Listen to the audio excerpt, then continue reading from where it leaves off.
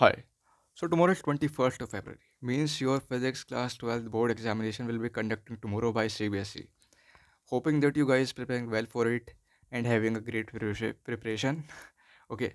Wishing you all the very best. So in this video, I'll going to share about my experience of class 12th physics. Okay, physics paper of class 12th, which was shocking for me and for other students also. First, talk about the difficulty level of physics class 12 paper. It was not easy. It was not difficult. It was on tougher side because some teacher was saying that the level of paper was quite similar like JEE.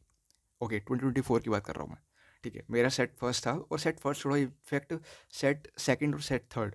ठीक है, physics के जितने paper थे तीनों set के वो बहुत ज़्यादा हार्ड आए थे.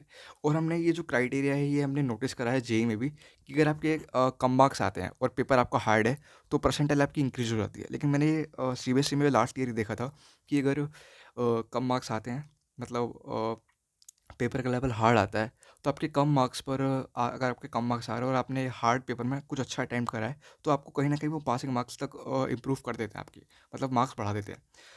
ठीक है, अपने बारे में बात करूँ तो देखो जब मैं पेपर दे के आया था सेंटर में से मैंने अपने मार्क्स कैलकुलेट करे थे जो कि सब बच्चे करते हैं.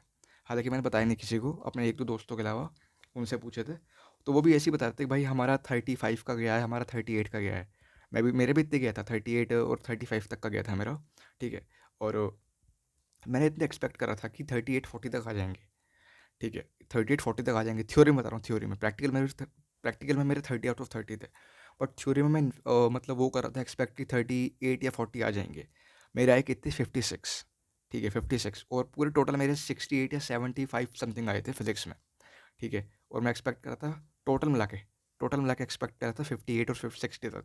और कितना आ गया 70 to 75. आए कैसे थे ये पहले बता देता हूँ. देखो पेपर बहुत ज़्यादा टफ था. ठीक है, अब जैसे मेरा क्वेश्चन आया था एक रेक्टिफायर का जो कि उसमें से था किसमें से आपका, हाँ सेमीकंडक्टर में से था. ठीक है, उसमें न्यूमेरिकल आ गया था. हालांकि न्यूमेरिकल जो मैं तुम्हें बताया कि पेपर जो था वो फिजिक्स के पेपर से मैच कर रहा था तो मुझे उसका आंसर नहीं आया. हालांकि मुझे रेक्टिफायर पता था क्या होता है तो मैंने रेक्टिफायर के मतलब जो क्वेश्चन था न्यूमेरिकल था मैंने न्यूमेरिकल के अंदर थ्योरी लिख दी रेक्टिफायर होता क्या है और कुछ गिवन टर्म्स लिख दिए जिसकी वजह से मुझे जो 5 नंबर का मार्क्स वो मतलब क्वेश्चन था उसमें मुझे 2 नंबर मिल गए थे आराम से.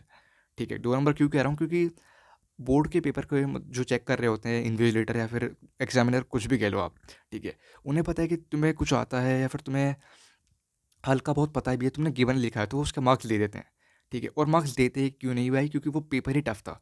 उन्हें कैसे ना कैसे करके बच्चों को पास करना था. ठीक है, तो 38 में अपने मतलब एक्सपेक्ट कर रहा था कि 38 आ सकते हैं, मेरे आ गए थे 53 थ्योरी में और ओवरऑल 75 या फिर पता नहीं कितने थे मुझे याद नहीं रहा. ठीक है, फिजिक्स को बता रहा हूँ. और जो मेरे दोस्त कह रहा था भाई 27 आते हैं उसके 27 आएंगे उसके 45 आए थे. ठीक है, क्योंकि न्यूमेरिकल तो हमसे एक दो ही हुआ था लेकिन हम थ्योरी अच्छे से पढ़ के गए थे तो हमने थ्योरी लपेट दी क्वेश्चंस में जिसकी वजह से हमें मार्क्स मिल गए.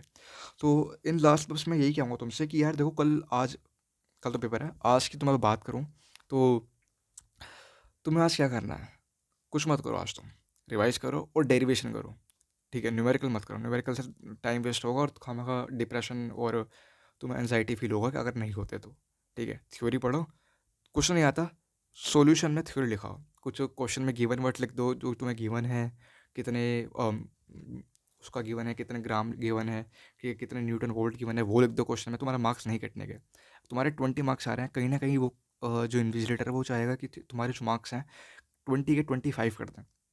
ठीक है, हालांकि 10 वाले को 25 नहीं करते वो. जिनके अगर अराउंड सेफ जोन एरिया के अंदर है, जैसे सेफ जोन एरिया लाइक 21-20 तुम्हारा मार्क्स आ रहा है तो चाहता है कि 22-23 तुम्हें कैसे ना कैसे करके पास कर दे ताकि तुम्हें इंप्रूवमेंट और कंपार्टमेंट जैसी सिचुएशन फील ना कर फेस ना करनी पड़े. ठीक है, तो बस इन द एंड मैं यही कहूँगा कि यार अगर तुमने कुछ नहीं पढ़ा था मॉडर्न फिजिक्स अच्छे से करके चले जाओ और डेरिवेशन कर दो. ठीक है, तुम्हारे 30-40 नंबर कहीं नहीं गए. मॉडर्न फिजिक्स और डेरिवेशन सभी चैप्टर्स के, क्योंकि डेरिवेशन 15-20 नंबर का आता है और मॉडर्न फिजिक्स अकेली 19 या 21 नंबर की है. आराम से तुम्हारे 45 बैठ जाएंगे और थ्योरी 45 की कोई और प्रैक्टिकल में तुम्हारे 30 में ना 28 मान लें तो 45 और 28 कितने हो गए 45 55 65 75 73 नंबर तुम्हारे आराम से फिजिक्स में आ जाएंगे. So wishing you all the best for tomorrow. ठीक है, और बता देना तुम्हें अगर केमिस्ट्री और मैथ्स के लिए वैसी वीडियो चाहिए. ठीक है, let me know in the comment section. Radhe Radhe.